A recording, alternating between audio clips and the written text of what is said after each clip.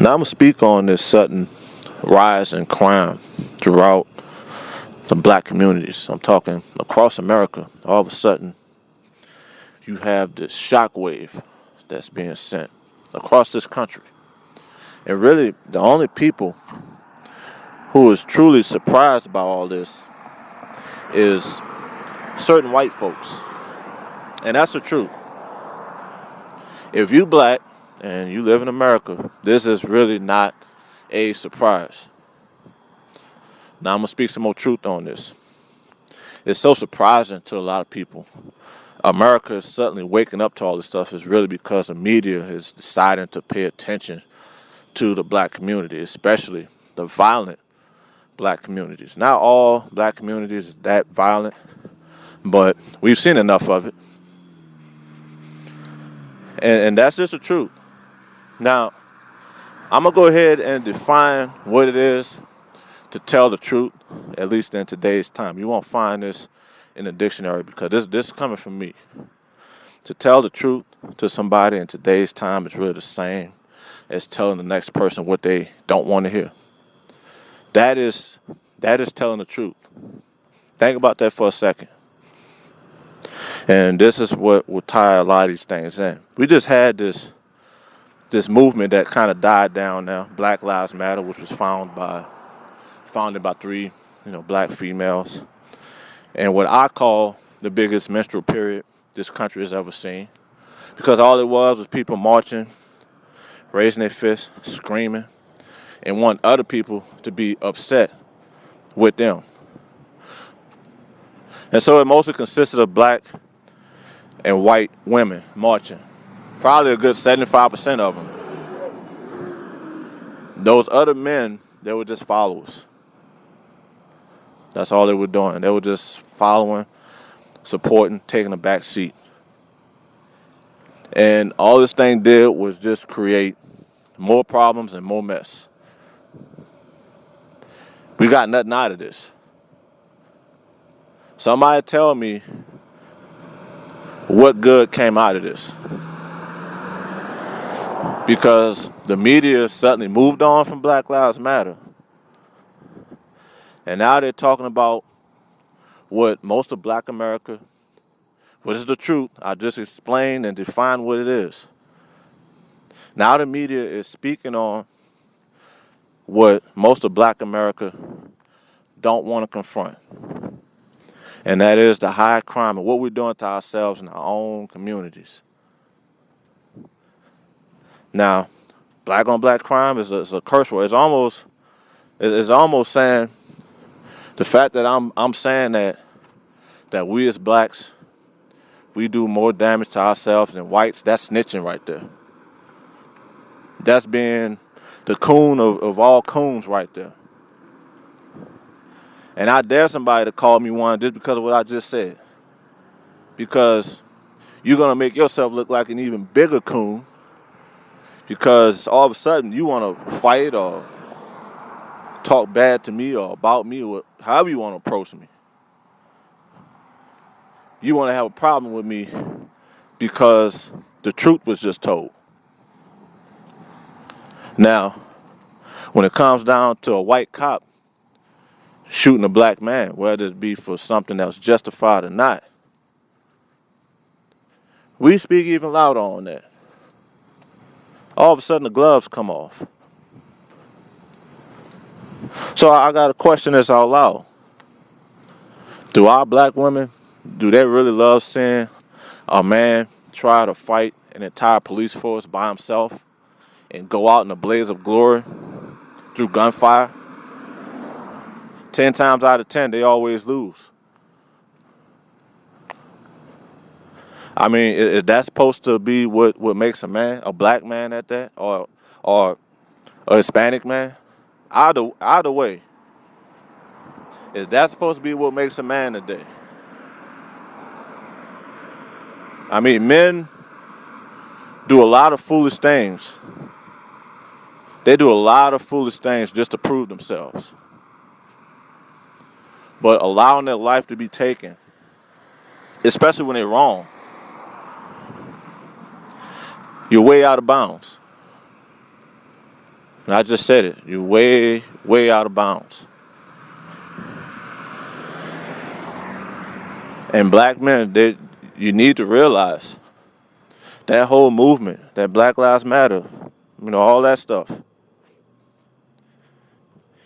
You don't even get to see the props that's being given to you because you're dead already.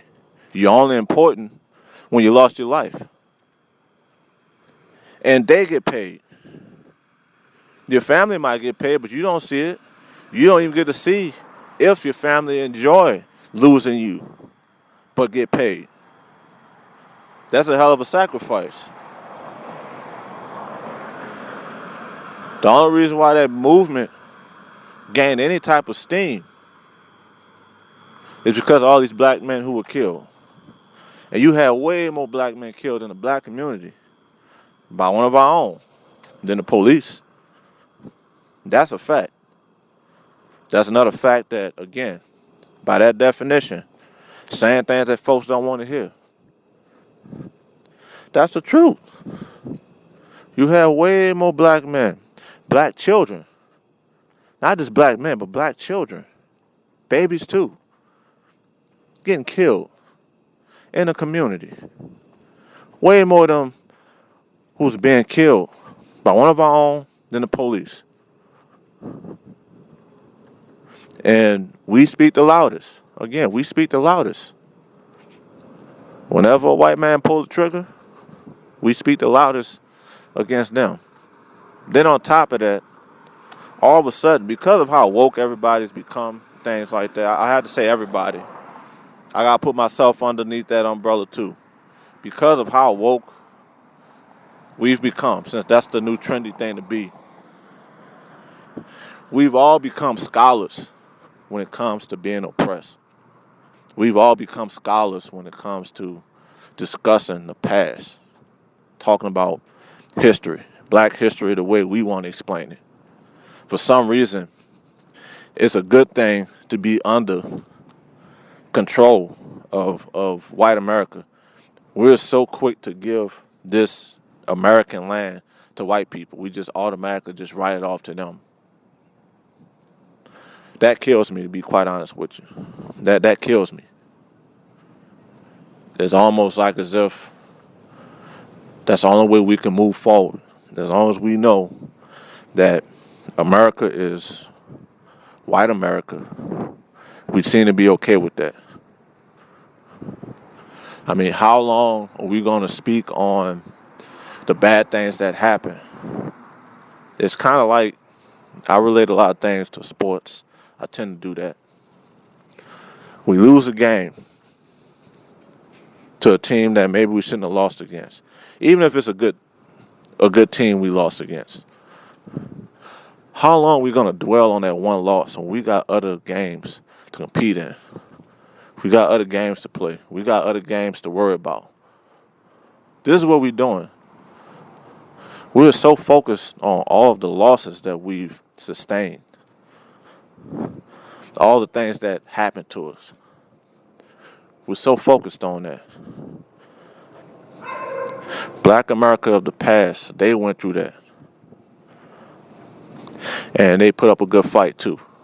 Don't forget that part. During slavery, they went through all that. Not us. We couldn't walk literally a mile in their shoes. Period. I can't. My parents can't. My grandparents. And even the generation past them. They can't walk in their shoes. Nobody who was alive, I'm going to say most people who was alive in the 1900s, they don't know what that's like. They can speak on it, but they don't know what it's like. That's all I'm just saying. So how long are we going to dwell on these things that happened to other people?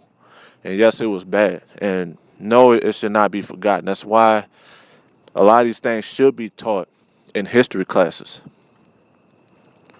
But only on the basis of facts, as in dates, events, and the people who are associated with these events. That's it. As long as it's taught in that format, I have no problem speaking on whatever went on in the past. As long as it's not too graphic, but we're only speaking facts. I find no problem with that. Period. I find no problem with that. But let's not fool ourselves. Because Black America right now did not change. Everything that we're suddenly so aware about right now been going on. It been going on. Nothing changed but the date. So when are we going to do something new? Because I feel like every time we talk about the past, that's time we could be using. That's energy we could be using to actually help ourselves, whatever it may be. We got to spend more time trying to keep these kids off the streets when they're not supposed to be on the streets like that. The only reason why we got so much drugs in the neighborhoods because we the ones buying